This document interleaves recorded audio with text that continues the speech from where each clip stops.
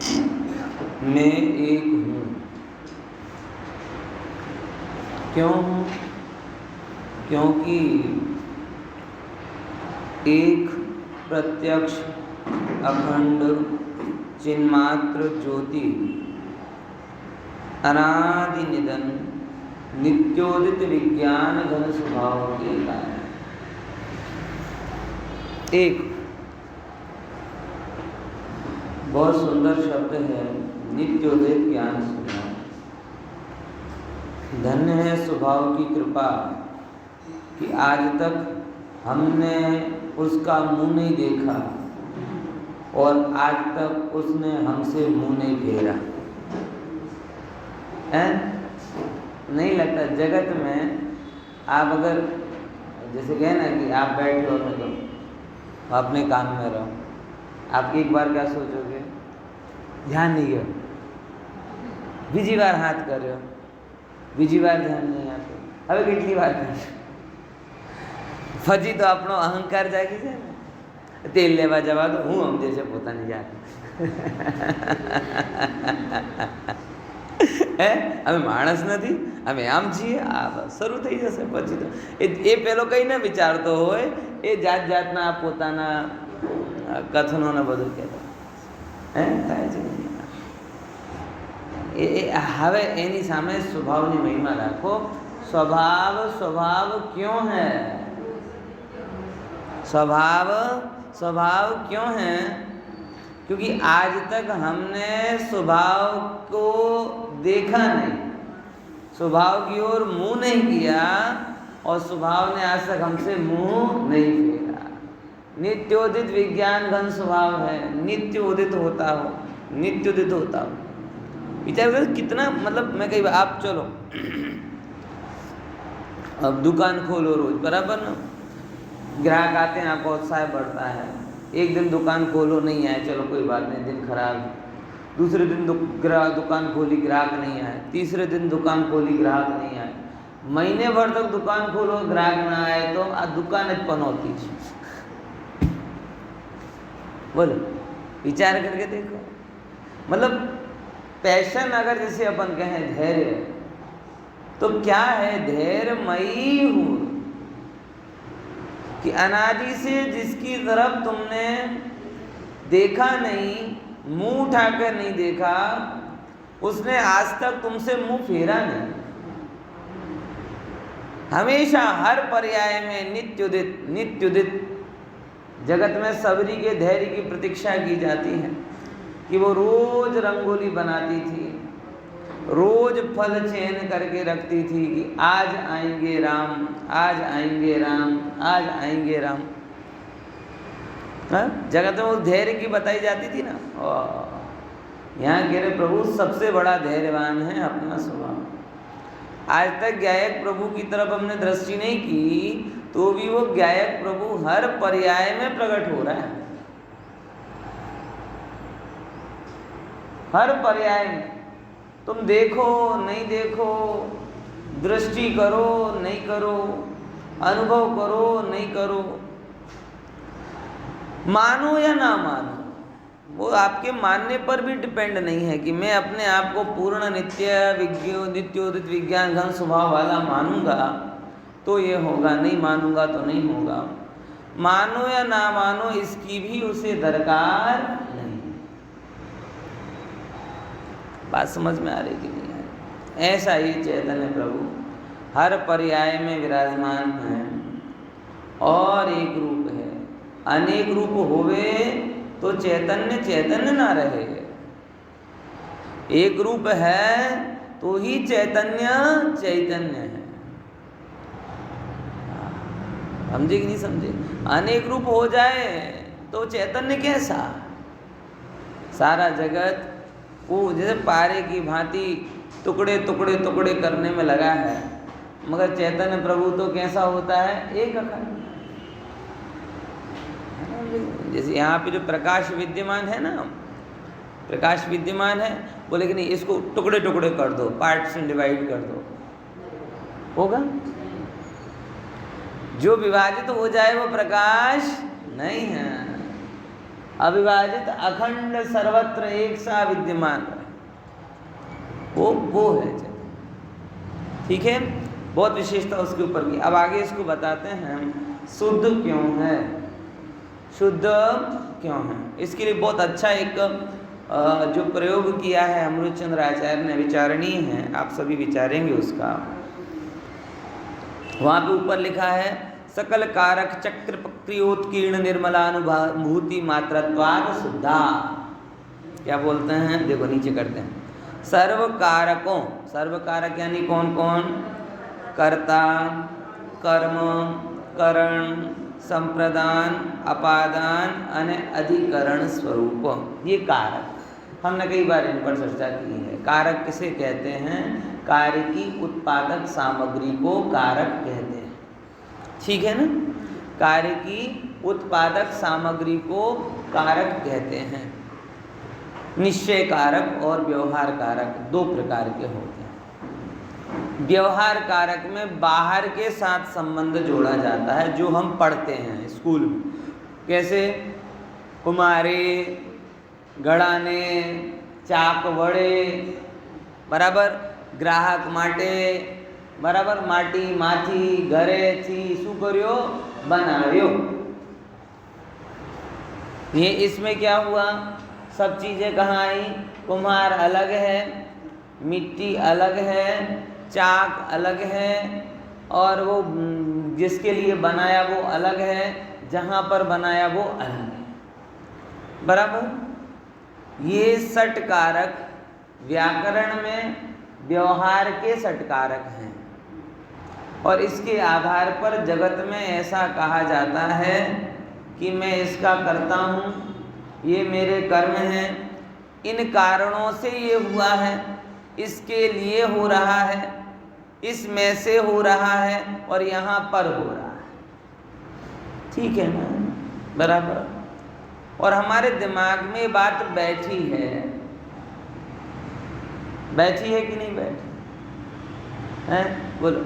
घर की बात आए तो क्या करे, मैं घर का स्वामी हूँ, मैं जो बोलूँगा वो होगा, मैं घर का कौन हूँ, कर्ता।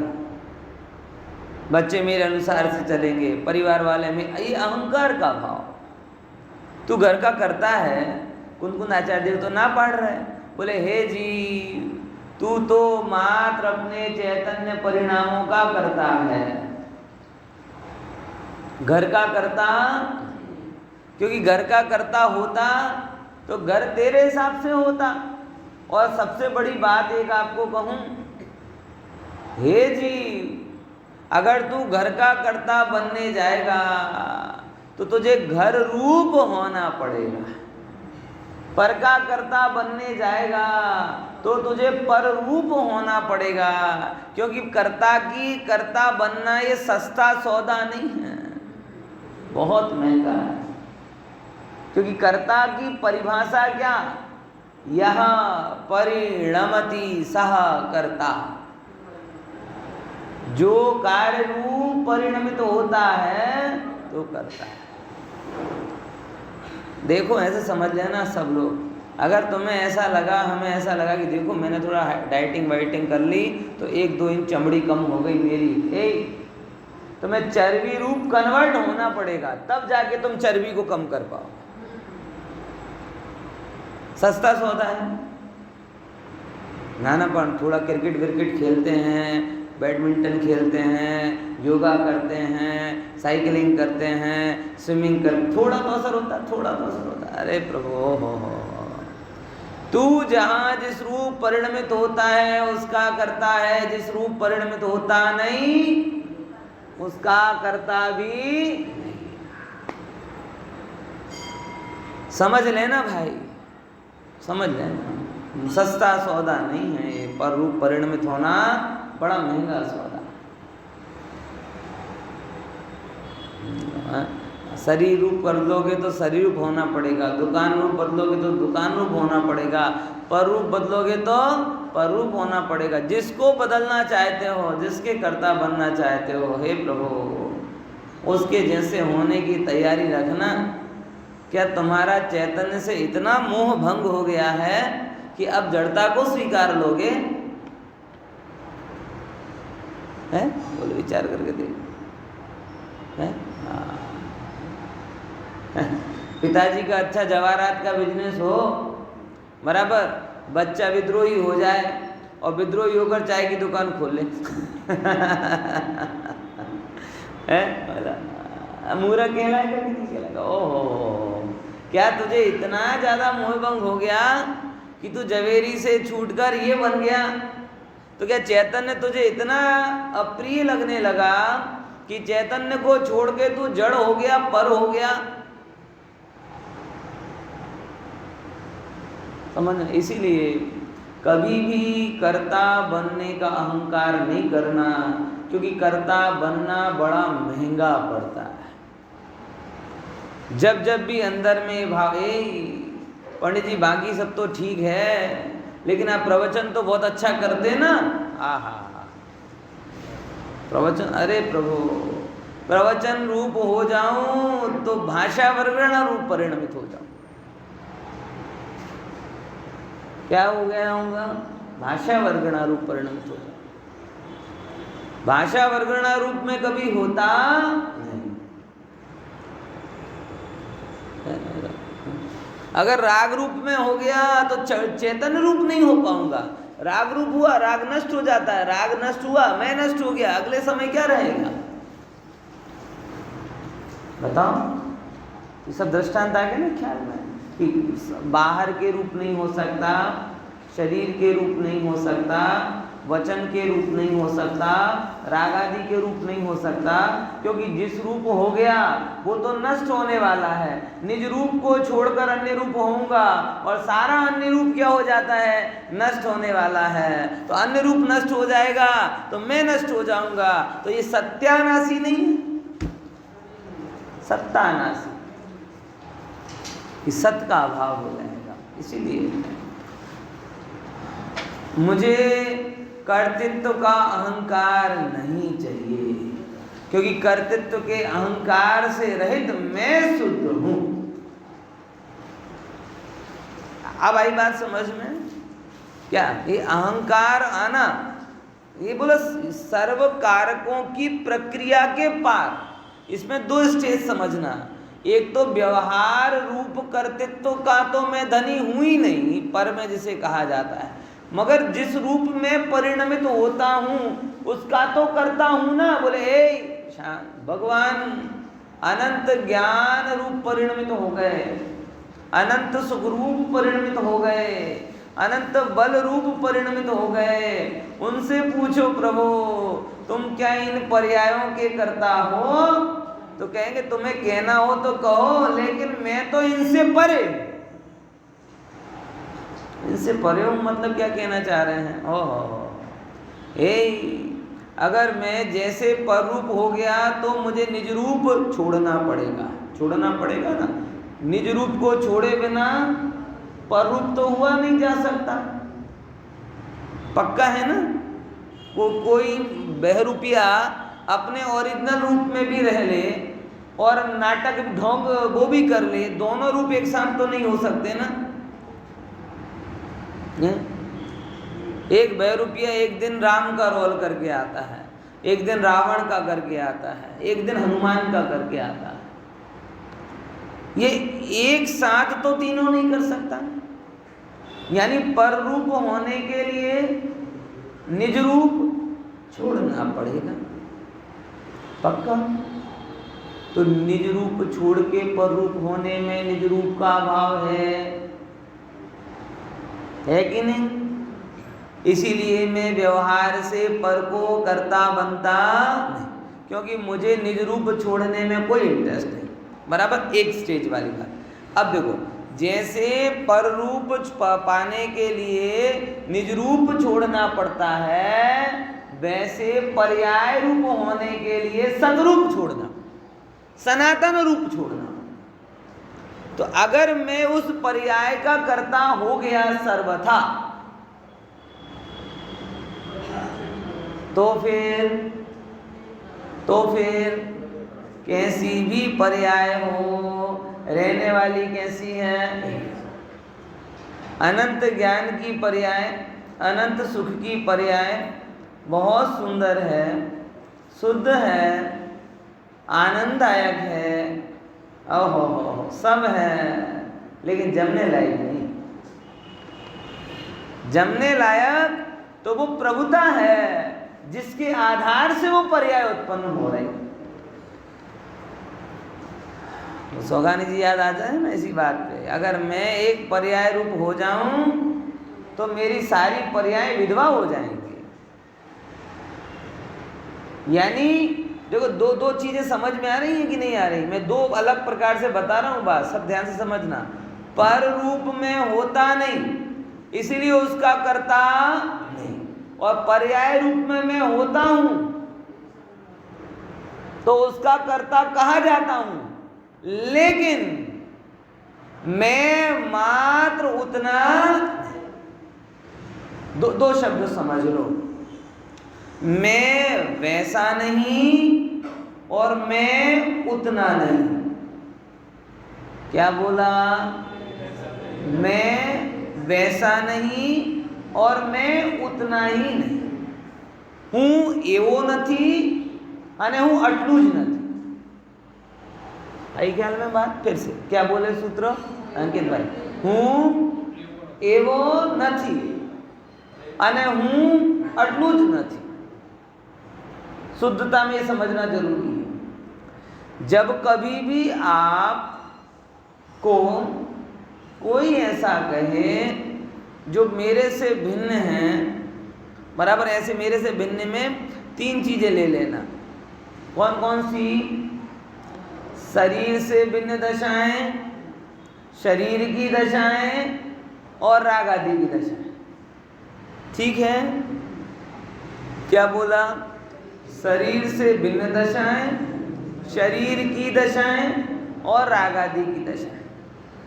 शरीर से भिन्न दशाएं यानी कि घर मकान दुकान आदि का कोई आपको कर्ता कहे, आप बहुत अच्छी ड्राइविंग करते हो, आप बहुत अच्छा बोलते हो, बहुत अच्छे से दुकान चलाते हो, बहुत अच्छे से वहीवट करते हो, हूँ एवो नहीं, बराबर। आप सुंदर हो, आप स्वस्थ हो, क्या विचार करना? हूँ एवो नहीं। आपको क्रोध आ जाता है, आप भक्ति में बहुत मग्न होते हो, हूँ एवो नहीं। क्लियर हो गया ना तीनों चीजें। अब शुद्ध पर्याय की बात है। अनंत ज्ञान वो तो है ना? बोले हाँ वो है, मगर हूँ अटलू नहीं। छायक सम्यक प्रकट हुआ, बोले वो है, मैं उस रूप परिणमित हो रहा हूँ, वो पर के कारण नहीं हो रही, वो मेरे से ही हो रही है, लेकिन हूँ अटलूज नहीं। હું તો એનાથી પણ ભિન્ન શુદ્ધ સ્વરૂપ છું। જો છ કારકમાં ઉતરી ગયો તો અશુદ્ધ થઈ ગયો, અને છ કારક જુદા પરિણમે અને હું જુદો રહું તો હું શુદ્ધ નહીં।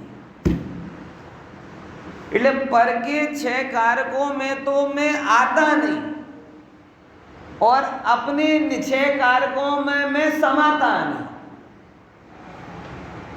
आई कि नहीं? यही बात कठिन तो नहीं हो रहा संजय भाई? पરના છ કારકોમાં હું આવતો નથી,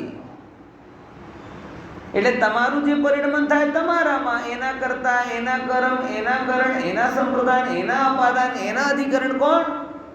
તમે। બરાબર? એમાં મારો કોઈ ઇન્વોલ્વમેન્ટ છે નહીં। તો પરના છ કારકોમાં તો હું આવતો નથી અને પોતાના છ કારકોમાં સમાવતો નથી, કેમ કે એ છ કારક એક પર્ટિક્યુલર પર્યાયને ધારણ કરીને થાય, અને હું એ પર્યાયથી પરે ત્રિકાલી શુદ્ધ ચૈતન્ય તત્વ છું। हाँ हाँ, अरे भी नहीं यारी बात समझ है, ये लाइन है क्या? और जब जब भी बोलूं पर, तब ये तीन चीजें समझ लेना। कौन कौन सी तीन चीजें? पर पदार्थ, शरीर और उनके निमित्त से होने वाले रागादि। हाँ, तीनों चीजें, क्योंकि इन तीनों में पर है। एक प्रत्यक्ष पर है, एक थोड़ा निकट का पर है, और एक मेरे में होते हुए भी पर के कारण से हो रहे हैं, इसीलिए पर है। ये लॉजिक सबके अलग अलग है। बोलो चलो भी बोला है तो पक्का करो। तीन टाइप के पर हो गए। कौन सा पर? एक एकदम दूर वाला पर जो स्पष्ट दिखाई देता है। घर में ताला लगा के आप यहाँ आ गए, मतलब पर था ना। दुकान में ताला लगा आप यहाँ बैठे, मतलब पर था ना। गाड़ी बाहर खड़ी आप यहाँ ऊपर है ना। कपड़े घर में कितने सारे पड़े आप यहाँ ऊपर है ना। साथ चलता है। प्रत्यक्ष दूर का दिखाई देने वाला पर। एक ऐसा पर इस पे ताला नहीं लगा। शरीर थका हो लेकिन प्रवचन भी सुनना हो तो एक काम करके शरीर को आराम से एसी में सुला के जाते हैं और आत्मा आ जाती।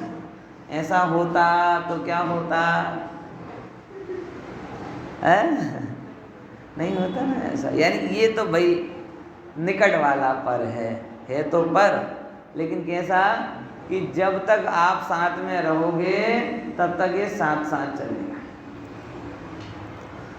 अब एक तीसरा पर है जिसे हम कहते हैं पर भाव। वो पर क्षेत्र में नहीं है। ये तो क्या है? पर क्षेत्र था, ये पर वस्तु थी। ये जो अंदर के जो विकारी भाव है ना, ये विकारी भाव ये ना तो पर क्षेत्र में है ना पर वस्तु में है, निज क्षेत्र में है लेकिन निज से नहीं है, पर से है, इसीलिए पर है। ये रागादि भाव नहीं, रोहिंग्या मुसलमान समझे कि नहीं समझे? रोहिंग्या क्या कहलाते हैं? अभी बहुत चल रहा है ना। कल ही अमित शाह ने बोला CAA लागू करेंगे, फिर से लागू करेंगे। ये रोहिंग्या हैं। रोहिंग्या मतलब आ गए हैं लेकिन मेरे राग नहीं, क्या है? रोहिंग्या है। अपन कितने साल वो हैं विचारशील, ना रोहिंग्या को नहीं देंगे, स्थान नहीं देंगे, तो चल रही ना चर्चा। ऐसे ही अंदर में रहो कि राग को स्थान नहीं देंगे,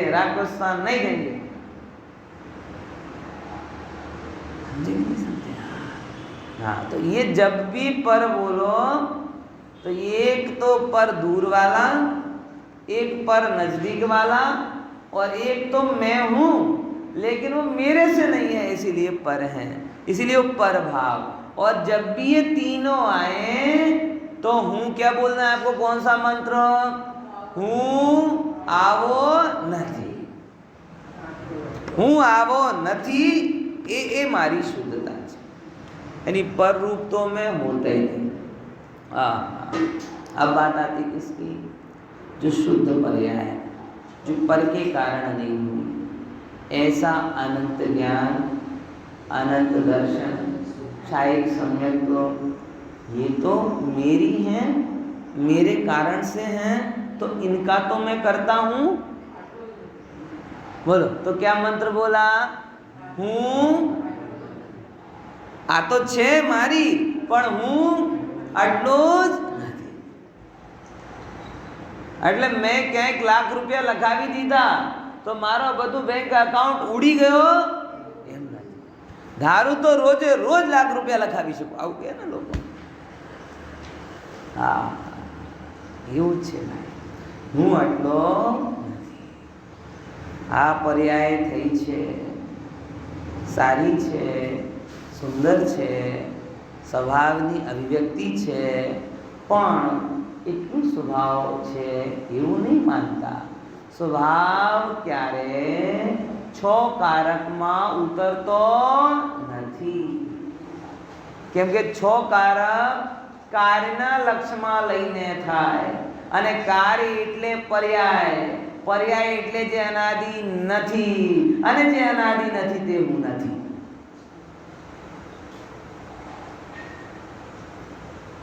બોલો पंडित जी, एक ओवर में 2 बाउंसर अलाउड है, 6 ना चाले, है ना? पाक फरी पण प्रॉब्लम ये है जी मारा प्रवाह में आवे बीज बार मने सेट करवू पड़े छे। शुं कीधुं तो है सेम टू सेम बोलवू अघरू छे मारा माटे। तमे लोको बहु मेहनत करावो छो मारा। હા પાકું કરાવવાના છે. મને રિપીટ કરવું ફાવતું જ નથી. જે નીકળી જાય. ચલો ટ્રાય કરીએ. હા શું કીધું? હા બહુ સરસ. બોલો શું કીધું? अनादि जो समझो जो छह कारक में जो स्वभाव व्यक्त हो ना, जो स्वभाव व्यक्त हुआ ये भगवान आत्मा वैसा नहीं. क्यों नहीं है? क्योंकि ये छह कारक शुद्ध हैं. और अब कारक किसके अधीन होता है? कार्य. जब कार्य होता है तब कारक बनते हैं. बराबर. कार्य हो नहीं तो कारण कहाँ से? जैसे कुछ भी आप करोगे, घड़ा बना, ये कार्य हुआ. मिट्टी के होने में छह कारक लगाओ, होने में छह कारक नहीं लगेंगे. है तो है. मिट्टी का त्रिकाल स्वभाव है. जब भी आप उसको कार्य से साथ जोड़ोगे, जब कार्य के साथ जोड़ोगे तब सहायक सामग्री आएगी. और कार्य के साथ जोड़ा ही नहीं तो सहायक सामग्री कहाँ से? इतनी बात क्लियर हुई? पक्का? आत्मा के होने में छह कारक नहीं है. सम्यक दर्शन होने में छह कारक. लोक के होने में छह कारक नहीं है. लोक कहते हैं ना, लोक किस कारण से है? कि न हो न करे न धरे को सट द्रव्यमयी न हरे. लोक के होने में छह कारक नहीं है. क्यों? क्योंकि वो कार्य नहीं है. जो कार्य होता है वहां कारक होते हैं. इतना स्पष्ट हुआ? तो आत्मा कैसा है? कोई कार्य रूप है. और जब भी अपन कहते हैं ना, कार्य अनादि का नहीं होता. कार्य हमेशा कैसा होता? पहले नहीं था और अब हुआ तो कार्य कहलाया. और पहले से ही हो ना फिर हो रहा हो तो काय का कार्य. इतनी बात क्लियर हुई? कार्य कब का होता है? अनादि का. अनंत काल नहीं. कार्य सादी शांत होता है और स्वभाव अनादि अनंत होता है. कार्य कैसा होता है? हाँ, सादी शांत और स्वभाव. स्पष्ट हुआ? आत्मा के होने में छह कारक हैं? नहीं. क्यों? आत्मा अनादि अनंत. लोक के होने में छह कारक हैं? नहीं. क्यों? क्योंकि लोक अनादि अनंत. लेकिन लोक तो अनादि अनंत है. इस साल गर्मी ज्यादा पड़ रही, अब कारक लगेंगे. इस साल कैरी खट्टी क्यों है? अब कारक लगेंगे. मुझे रोग क्यों हो गया? अब कारक लगेंगे. जो पहले नहीं था और अब हुआ तो कार्य हुआ. और कार्य हुआ तो उसकी सहायक सामग्री कारण के रूप में आई. बराबर. आत्मा पहले भी था, आज भी है और आगे भी. इसीलिए उसमें कोई कारक लगता. पॉइंट समझना है कि नहीं आया? अब सम्यक दर्शन हुआ तो पहले नहीं था, आज है, कल पता नहीं रहेगा कि नहीं रहेगा. इसमें कारक है कि नहीं? केवल भले सादी अनंत कार्य हो, वो कार्य तो हो रहा है ना प्रति समय. केवल ज्ञानी भगवान तो कभी बटेगा नहीं. तो ठीक है, केवल ज्ञान भले ही ना बटे, लेकिन केवल ज्ञान की पर्याय तो मिटती है ना. वो तो हर समय नहीं होती. एक बात क्लियर हुई कि कारक किससे जुड़ते हैं? स्वभाव से कि कार्य से? कार्य से. कार्य कैसा होता है? पर्याय कि द्रव्य? पर्याय. और पर्याय कैसी होती? त्रिकालिक कि तात्कालिक? हाँ, तात्कालिक. और जो तात्कालिक है वो अनादि हो सकता है क्या? नहीं. और जो अनादि है वो मैं नहीं. जो सनातन नहीं वो मैं नहीं. जो चिरंतन नहीं वो मैं नहीं. यहां ये कह रहे हैं कि ये आत्मा, अब आप समझना, शुद्ध क्यों है? अनंत सुख को प्राप्त करने के कारण शुद्ध नहीं है. अनंत ज्ञान को प्राप्त करने के कारण शुद्ध नहीं है. अनंत दर्शन, अनंत चतुष्टय छायक सम्यक को प्राप्त करने के कारण शुद्ध नहीं है. ये शुद्ध इसलिए है क्योंकि अनादि से अपने निज रूप को छोड़ता नहीं, अपने में ही रहता है. छह कारक की प्रक्रिया में उतरता ही नहीं, इसीलिए शुद्ध है. पॉइंट समझ में आया? 6 कारक में से किसी पर्याय का कर्ता बन के वो शुद्ध हुआ हो, यहाँ ये कहना चाह रहे हैं। क्षायिक सम्यक्त के कारण शुद्धता का वेदन हुआ, बोले नहीं, शुद्ध था इसीलिए शुद्धता का वेदन। केवल ज्ञानी बनकर अनंत ज्ञान को पाया, बोले नहीं, अनंत ज्ञानी था इसीलिए अनंत ज्ञान का वेदन किया। कारकों में उतरता नहीं है, उतर जाए तो शुद्ध हो जाए। और देख लो, अशुद्धता मतलब विकारी होना नहीं है, अशुद्धता मतलब अपूर्णता भी है। पॉइंट समझना, हर गुण की अशुद्धता अलग अलग होती है। श्रद्धा और चारित्र गुण की अशुद्धता विकारी रूप होती है, और ज्ञान गुण की अशुद्धता अपूर्णता के रूप में। जैसे हमारा ज्ञान अशुद्ध है, क्यों अशुद्ध है साहब? मुनिराजों का ज्ञान भी अशुद्ध है, अरे 12वें गुणस्थान वाले का ज्ञान भी अशुद्ध है, क्यों साहब? उनको तो राग नहीं है। बोले यहाँ ज्ञान की अशुद्धता विकार रूप परिणमन नहीं है, यहाँ ज्ञान की अशुद्धता अपूर्णता रूप परिणमन। 12वां गुणस्थान वाला भी है तो केवल ज्ञानी नहीं है, इसीलिए अशुद्ध। पॉइंट समझ में आ रहा है कि ऊपर से जा रहा है?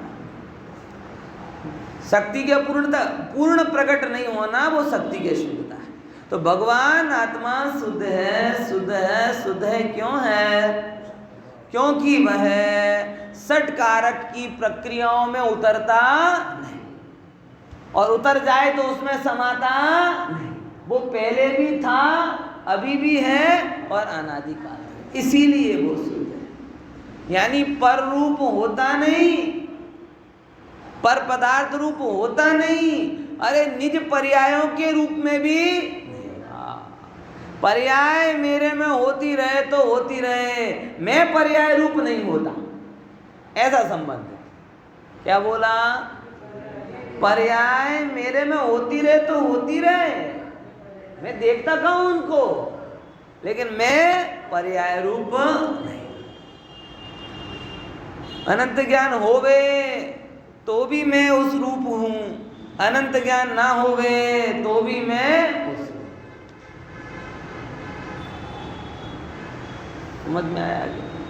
ये यहां कहना चाह रहे हैं कि कर्ता रूप परिणमित नहीं होने के कारण मैं शुद्ध हूं, इससे परे हूं, बियॉन्ड। क्योंकि ये सब 6 कारक कहां जोड़ रहे हैं? एक पर्टिकुलर पर्याय से संबंधी। और कोई भी पर्याय हो, कितनी भी अच्छी क्यों ना हो, कितनी भी सुंदर क्यों ना हो, वो सब क्या होती है? क्षणिक होती है। भाई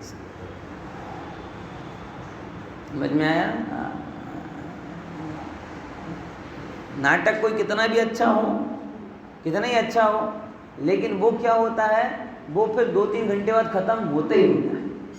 और बहुत अच्छा नाटक हो तो भी वो, आप ये नहीं कह सकते 24 घंटे चलता रहे तो आनंद देता रहेगा। वो कितने भी अच्छे से अच्छा, हमें तो थाकी गया भाई, हमें तो घरे जाइए ना, आड़ा पड़िए ना, आम करिए ना, तेम करिए, एम जो करता भी हो। अब कर्म, कर्म में भी 2 लगा। कर्म की क्या परिभाषा? कर्ता जिसको प्राप्त करता है वो कर्म। अब व्यवहार में क्या हुआ? व्यवहार में मिट्टी ने घड़े को प्राप्त किया।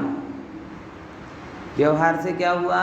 मिट्टी ने घड़े की अवस्था को प्राप्त किया। कर्ता है कर्म ने, कुम्हार ने, कुम्हारे घड़ा ने।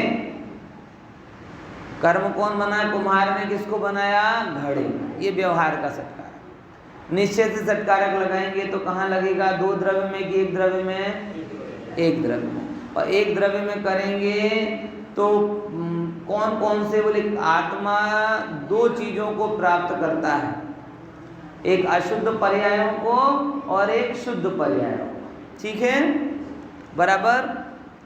अब अशुद्ध पर्यायों को प्राप्त करता है, लेकिन वो भी पर के कारण हैं, इसलिए हमने उसको किस कैटेगरी में दे दिया? पर।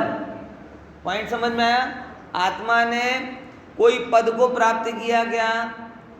आप कहते हैं कॉन्ग्रेचुलेसन मकान आ गया, कॉन्ग्रेचुलेसन गाड़ी आ गई, कॉन्ग्रेचुलेसन प्रमोशन आ गया, कॉन्ग्रेचुलेसन।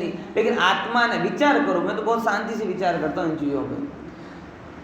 आपने कॉन्ग्रेचुलेसन एक्सेप्ट कर लिया, लेकिन क्या आपकी आत्मा ने उस चीज को एक्सेप्ट किया? आपने एक्सेप्ट कर लिया। किसी ने बोला गाड़ी आ गई, हाँ ठीक है, अच्छी बात है, ये थी। किसी ने बोला मकान को प्राप्त कर लिया, थैंक यू, प्रमोशन को प्राप्त कर लेते। ओहो, अंदर में जरा अपने आप से प्रश्न तो करो कि ये जो प्रमोशन को प्राप्त हुआ हूं वो कौन है? मैं हूं क्या? गाड़ी को प्राप्त हुआ हूं, मकान को प्राप्त हुआ हूं, अरे पिता बन गए, पुत्र बन गए, हैं, समझ में आया, दादा दादी बन गए, नाना नानी बन गए, सबको प्राप्त किया ना। आत्मा कहता है कि मैं जब निज रूप को रिजाइन करूंगा तब पर रूप को पाऊंगा। एक साथ दो नौकरी थोड़ी करूंगा। लेकिन निज रूप को रेजिग्नेशन दिया नहीं जा सकता, और अप्लाई करोगे तो किसके पास? सुप्रीम कोर्ट ने उस एप्लीकेशन को कैंसिल कर दिया। आपने सुप्रीम कोर्ट यानी परमात्मा के सामने PIL दाखिल की कि मैं पर रूप को प्राप्त करना चाहता हूं। परमात्मा ने एक स्वर में जजमेंट दिया, पर रूप को पाना शक्य नहीं।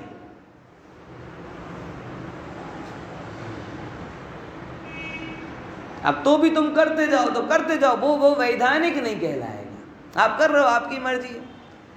कभी भी पकड़े और देखो, कुछ गजब बात है, जब भी कभी आप 2 नंबर का काम करते हो अंदर में डरते हो कोई पकड़ ना ले, डर रहता है ना। कोई लाच वाच भी मांगता है ना, कहता ना આવી રીતે ફોન ઉપર વાત ના થાય, રૂબરૂ આવીને મળજો। કેમ? બીક રહે ને અંદર में, ખબર નથી रिकॉर्ड કરી લો, ખબર નથી કોઈ આમ કરી લે, ના આવું ના થાય, भय होता है। अवैधानिक काम करने जाओगे भयभीत रहोगे, वैधानिक काम करोगे सीना ठोक कर करोगे। ऐसे ही परमात्मा ने बोला है, ये सुप्रीम कोर्ट का वर्डिक्ट है, इसे जगत में कहीं चैलेंज नहीं किया जा सकता। और चैलेंज क्या है वर्डिक्ट में? आत्मा, बोलो अभी तो बोलो, कम से कम अंदर में निकलेगा तो, वाणी से निकलेगा तो अंदर से वो मान्यता में निकलेगा। आत्मा कभी पर रूप को प्राप्त करता, प्रमोशन को तो प्राप्त करता है, गाड़ी को तो प्राप्त करता है, मकान को तो प्राप्त करता है। जगत में जितनी उपाधियां बढ़ती हैं अपनी, बढ़ती कि नहीं बढ़ती? पिता बन गए, दादा बन गए, माता बन गए, नानी बन गए, हैं, बोलो इनको तो प्राप्त किया ना। लाखों के स्वामी बन गए, करोड़ों के स्वामी बन गए। ए भाई, आत्मा कभी पर रूप को प्राप्त करता नहीं। पूरी जद्दोजहद नहीं लगती अपनी, यही पूरी जीवन की घड़ामन देखने जाओ, किसी को पाना है, किसी को पाना है, किसी को पाना है। भाई अपने को रेजिग्नेशन दोगे तो पर रूप को पाओगे, अपने को रेजिग्नेशन दे नहीं सकते, देने की कोशिश करोगे तो अप्रूव नहीं होगा। अवैधानिक काम डर के मारे मत हो, इसलिए निर्णय करो ना, ओह मैं कभी पर रूप को प्राप्त होता नहीं, मैं मेरे निज रूप को प्राप्त होऊंगा। और निज रूप को प्राप्त करते हुए भी उस रूप होता नहीं। गजब है कि नहीं? ये शुद्धता है। दो बातें, पर रूप को प्राप्त करता नहीं, निज रूप को प्राप्त करता हूं, और निज रूप को प्राप्त करते हुए उस रूप। और बोलो ये तीनों लाइनें बोलो। क्या बोला? पर रूप को प्राप्त, निज रूप को प्राप्त कर, और निज रूप को प्राप्त करने के बावजूद भी उस रूप होता। यानी मैं केवल ज्ञान को प्राप्त कर लूंगा, छाई सम्यक दर्शन को प्राप्त कर लूंगा, तो भी उस रूप नहीं होऊंगा, उस रूप नहीं होता हूं, ये शुद्धता है। लोगों को ये लगता है केवल ज्ञानी हो गए तो शुद्ध हो गया, नहीं। केवल ज्ञानी 6 कारक की प्रक्रिया है, वो अशुद्धता है, और इससे परे जाकर मैं शुद्ध हूं।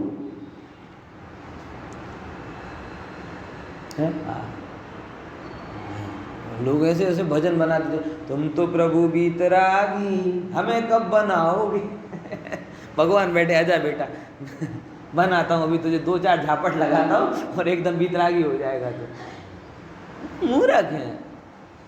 यहाँ कह रहे कोई किसी को बीतरागी बना नहीं सकता, और जो बीतरागी हुआ वो शुद्ध है, ऐसा नहीं जो हुआ वो अशुद्ध है, और जो ना हुआ था, ना हुआ है और ना होगा वो शुद्ध। अब समझो, ऐसे समझो, अभी न्याय से समझना, वीतरागी हुआ तो शुद्ध हुआ कि शुद्ध था इसीलिए वीतरागी हुआ? आई कि नहीं बात समझ में? फिर क्या बोला? अब सारा जगत ऐसा समझ रहा है, सारा जगत ऐसा समझ रहा है, वीतरागी हो जाते हैं तो शुद्ध हो जाते हैं, वीतरागी हो जाते हैं तो शुद्ध हो जाते हैं। वीतरागता की दशा के कारण जो शुद्धता होती है वो पर्याय,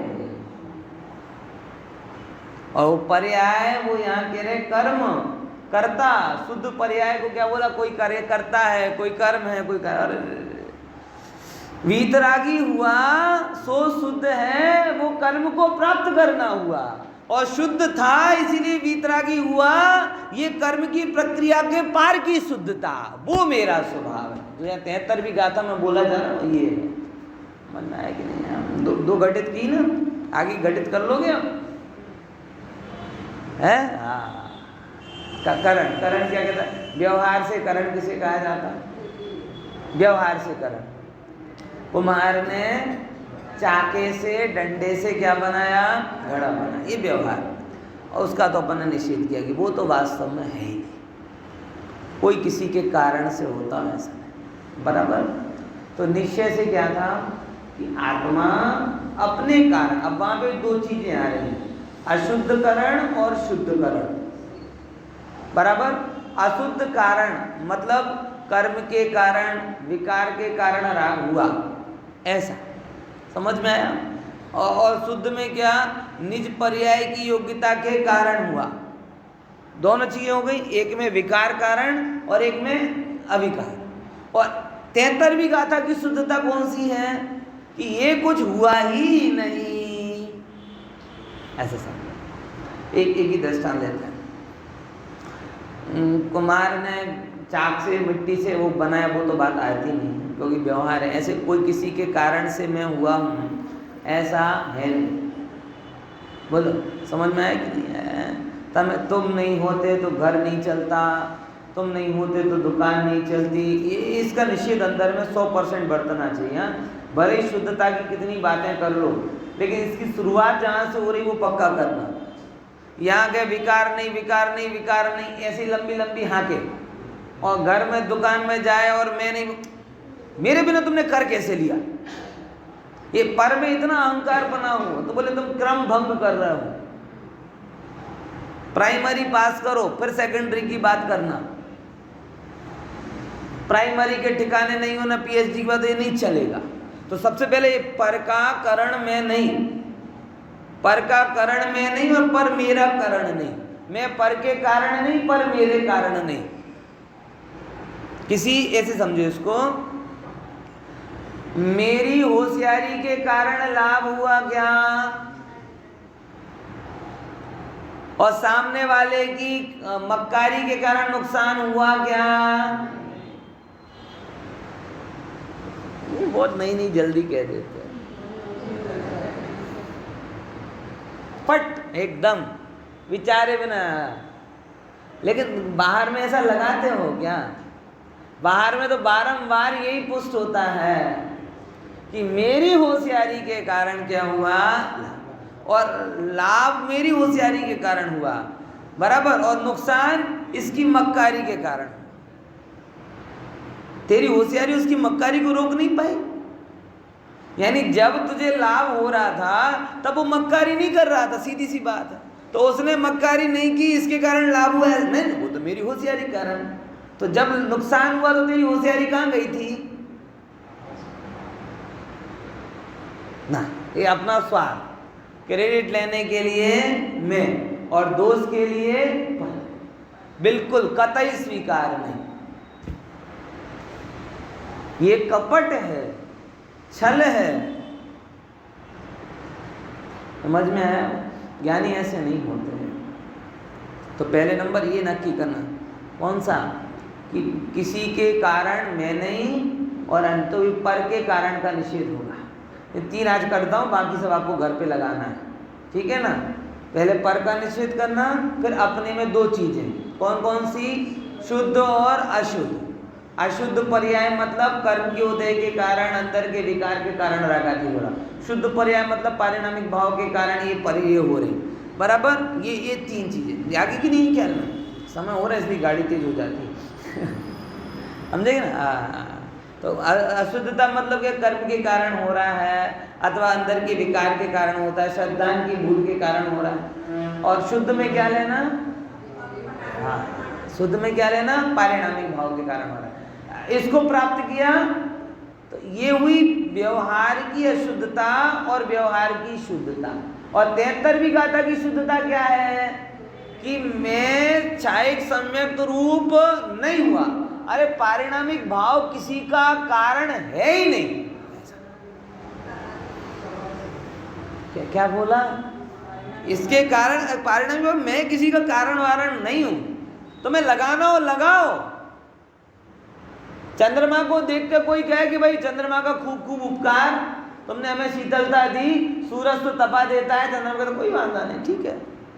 सर्दी में कहे कि सूरज का उपकार, तुम कितनी त्रास देते हो हमको, चंद्रमा कहता कोई बाधा नहीं, क्योंकि मैं तुम्हारी ना तो सुख देने का कारण हूं, तुम्हें लगाना हो तो लगाओ। गर्मी में तुम्हें सुखद लगता हूं, सर्दी में सूरज सर्दियों में कैसा लग रहा था, जनवरी में तड़को नहीं आवतो, तड़को नहीं आवतो, अरे हवे तड़को केम आवे छे, तड़को ऐसा है। पारिणामिक भाव तो ऐसा, ठीक है। विषय चर्चा करें, ये 4 लगा, हम आगे 3 कारण आपको लगाना है, ध्यान रखना।